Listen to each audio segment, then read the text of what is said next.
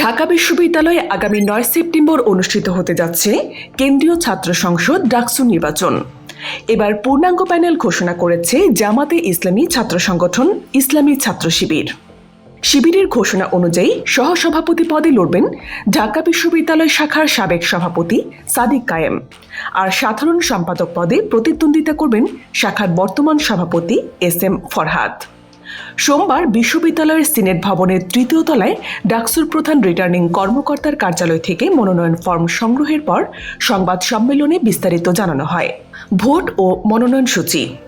মনোনয়নপত্র জমা দেওয়ার শেষ দিন ১৯ আগস্ট, মনোনয়নপত্র বাছাই ২০ আগস্ট, প্রার্থীদের চূড়ান্ত তালিকা প্রকাশ ২১ আগস্ট, মনোনয়নপত্র প্রত্যাহারের দিন ২৫ আগস্ট, চূড়ান্ত প্রার্থীদের তালিকা প্রকাশ ২৬ আগস্ট, ভোট গ্রহণ ৯ সেপ্টেম্বর।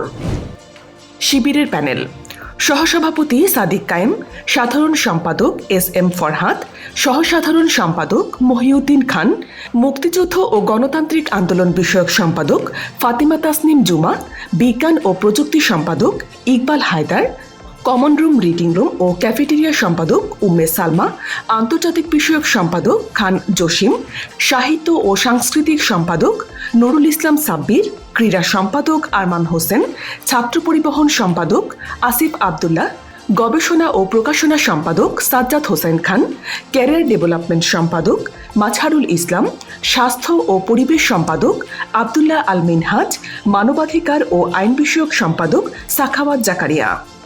সংবাদ সম্মেলনে ১৩টি সদস্য পদেরও প্রার্থী ঘোষণা করা হয়েছে, তবে তাদের নাম প্রকাশ করা হয়নি।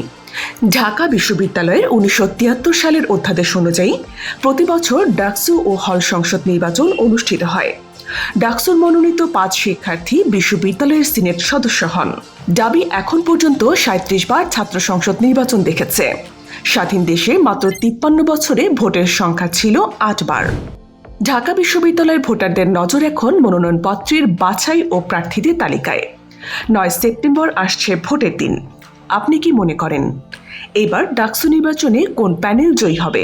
নিচে কমেন্টে জানাতে ভুলবেন না। এই ধরনের গুরুত্বপূর্ণ আপডেট পেতে আমাদের সঙ্গে থাকুন। BGN TV 24, সংবাদ যেখানে, বিশ্বস্ততা সেখানে।